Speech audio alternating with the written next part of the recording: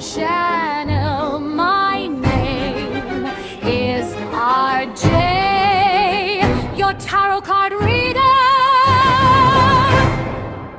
Take what resonates and leave those not for others.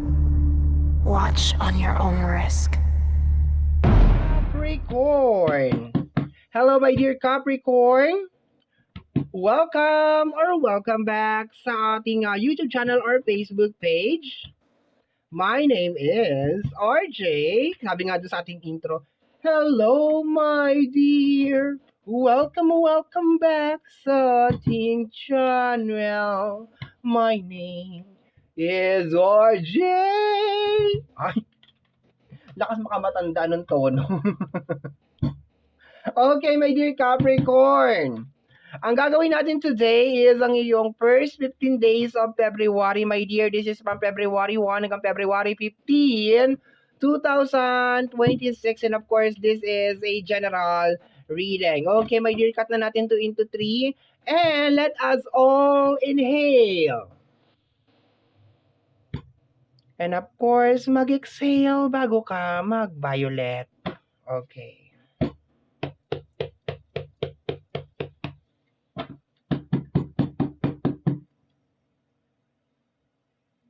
Okay. First card natin, my dear, is yung energy ng first 15 days of February para sa'yo. Okay, tingnan natin. Capricorn, first 15 days of February. Oops! Wow! Talaga ba? The Sun card, okay? So, ang Sun card na to is more on, actually nakukuha ko, my dear, is parang nag-o-open siya ng panibagong, parang portal, di ba? Nauuso yung mga portal ngayon, my dear, di ba? May bagong portal na binuksan sa Manila, okay? And nagko-connect yun sa ibang lugar or ibang ano. Ang ano ko dito is parang siyang portal. Okay? It's like nag-o-open siya ng mga panibagong opportunities, mga panibagong mga blessing, possible, bagong umaga, new beginnings. Okay, ang ganda ng energy ng card na to. Like, super ganda, my dear. Okay? Nagbibigay din to, my dear, ng energy sa'yo, my dear. It's giving you the energy na maging productive, my dear. Okay? Magkaroon ng magandang mood sa isang buong araw. Okay? Ang ganda ng energy talaga niya. Like, very, very positive, my dear. It is also giving you the yes. Okay? Like, the yes answer na, kaya ko ba to? Okay? So, yes. So, for example, my dear, pagsampa, my dear, ng first 15 days of February, meron ka mga bagay na gusto mong gawin, okay? Mararamdaman mo yung energy ng February, first 15 days, parang, ay, oh, kaya ko to. Nagbibigay lang siya ng parang motivation, something like that. Bagong door, bagong opportunity, bagong blessing, okay? Yun ang nakukuha ko dito, my dear, sa card ng ating Sun card, okay? So, napakaganda na energy, my dear, para sa first 15 days of February. Very, very good card, okay? So, let's go tayo, my dear. Puntahan na natin yung area of responsibility mo. Possible na energy mo ngayong first 15 days of February. Pasukin na natin yung iyong area of responsibility. Capricorn, we have here the energy of the Queen of Wands, okay? This is energy of manifestation. Like, you are manifesting something. Meron ka ditong binubuo. Para kang nagbubuo ng mga Lego or nagbibuild ka ng something out of clay or out of imagination, something like that. Yun ang nakukuha ko dito. Para ka dito nagmamanifest ng something. Okay? Para kang naghahalo ng something dyan, my dear, dito sa energy ng Queen of Wands. This is more on manifestation lang talaga na card. So, pagsampa, my dear, ng first 15 days of February, napakarami mong gustong mangyari. Okay? Like, punong-puno ka lang talaga ng mga goals. Okay? Gusto ko ng ganito, gusto ko yan, gagawin ko to, gagawin ganyan. And napakaganda, my dear, na combination tong dalawang card na to. This is a very, very good combination, my dear, kasi sinusupport ka, my dear, ng first 15 days of February. Like, binibigyan ka lang talaga ng push, binibigyan ka lang talaga ng motivation na, go! Gawin mo na yan kung anong gusto mong gawin. Kaya yan. Matatapos mo yan, mailalaban mo yan. Napakaganda ng combination, my dear. Okay. So, punta tayo, my dear, sa heart mo. Let me see. Heart mo is energy of the Eight of Pentacles. Okay? Your heart is ready to work. Your heart is ready to create. Okay? So, yung overall na energy, my dear, pag pinagsama-sama ko yung mga cards sa table natin, ito, my dear, yung pagbibigay ng sakat, pagbibigay ng katuparan. Okay, pagbibigay ng katuparan or pagsasakatuparan, my dear, nung mga bagay na iniisip mo lang, okay, yung mga gusto mo lang mangyari, yung mga goals mo, yung mga dreams mo, my dear, okay? Especially, my dear, sa area ng money. I love yung combination ng overall energy mo, my dear, para sa first 15 days of February, at saka yung heart area mo, kasi wala talaga siyang blockage, my dear. This is just more on parang gusto mo lang talaga i-execute yung isang bagay, like gawin siya and put out siya sa world. At ang kagandahan dito, my dear, is yung Sun card. Yung Sun card, my dear, is talagang binaback up ka talaga niya, my dear. Binibigyan ka talaga ng motivation, ng happiness, ng yes na answer. Napakaganda, my dear, ng combination ng ano na to, tatlong card na to. As in, wow na wow, my dear. Okay? Perfect. Okay. So, punta tayo, my dear, sa energy ng nakaraan, okay? Itong energy ng nakaraan na to, my dear, kaya natin to hinahalukay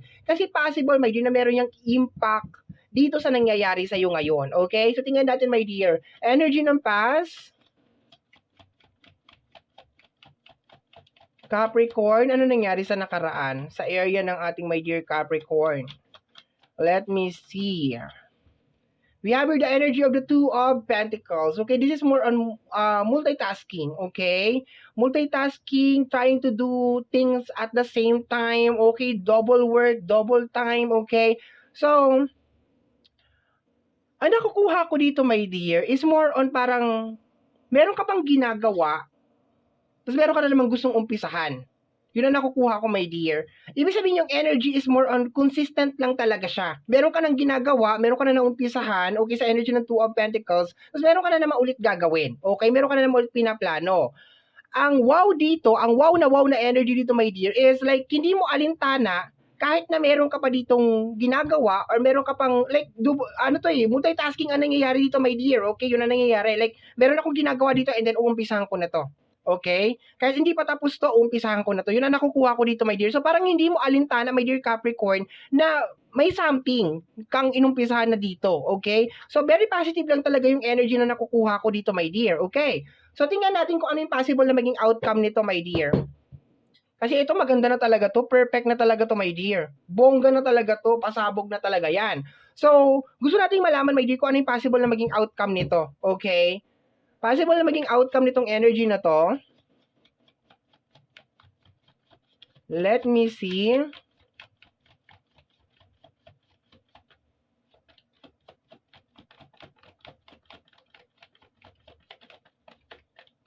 Okay. The Chariot ay talagang tuloy. Warrior yung energy ni Capricorn. Congratulations, my dear. Talagang nakita mo to? Papunta ka dun sa sun to eh. Sinag ng araw to. Ayan oh. Like, go. Okay, yun ang nakukuha ko dyan. Ang ganda. Ang ganda ng reading mo, my dear. Di mo ako pinahirapan today. I love you so much. Ang ganda niya, my dear. Very, very nice. I love yung energy. Possible na outcome nito, my dear, is mag-get mo kung anong gusto mong mangyari. Ma-accomplish mo kung anong gusto mong ma-accomplish over here. This is the energy of warrior. And pag lumalabas, my dear, ang Chariot is more on balancing yung kanyang emotion. Handle niya, my dear, yung kanyang emotion. And depende kasi sa card eh. Dito kasi sa card na to, my dear, nakahawak siya dun sa parang tali nung kanyang mga flying swan, okay? So, ibig sabihin, in control siya. Talagang in control siya. Lalo na, my dear, sa kanyang emotion, okay? So, this is very, very nice, my dear. Lalo na kung meron tayong mga bagay na gusto nating umpisahan o meron tayong gustong gawin. Lalo na sa sitwasyon mo, my dear Capricorn, kasi meron ka dito mga previous na energy na hindi pa na-accomplish or hindi pa natatapos. So, therefore, ano daw? Therefore, pag nagsabay-sabay yan, yung mga yan, posibleng magkaroon ng pressure. Okay.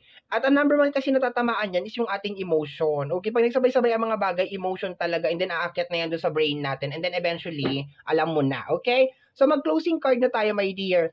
Message sa'yo ng ating mga spirit guide para sa first 15 days of February. Anong gusto sabihin sa'yo ng ating mga spirit guide?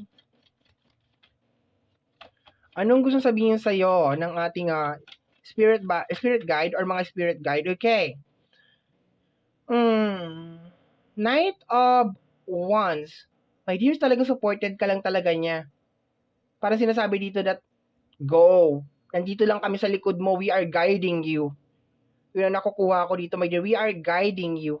Suportado ka namin dyan sa gusto mong mangyari.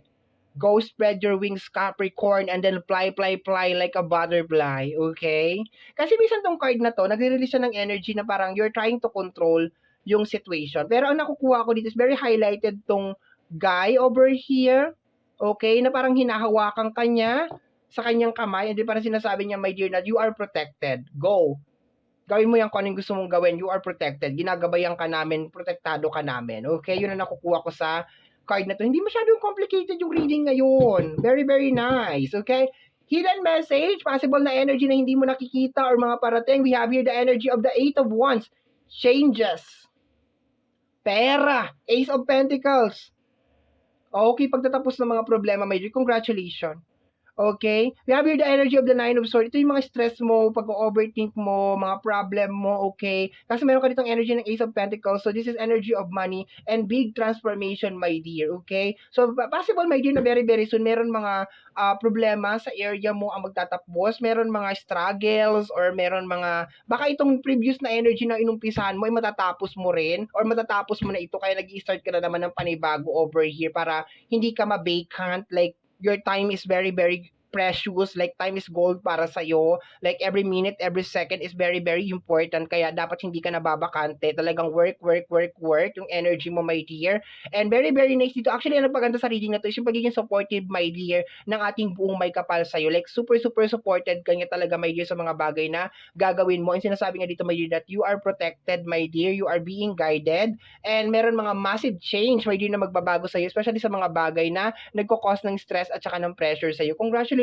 my dear Capricorn. Ang ganda ng reading mo. Embrace, claim the energy of 2026, February per 15 days of 2026. Okay? So, my dear, yan yung nasagap natin, my dear, para sa yung first 15 days of February 2026. Always remember, my dear Capricorn, na ang ating mga cards ay gabay lamang. Tayo pa rin po ang gumagawa ng ating kapalaran. Maraming, maraming, maraming salamat po.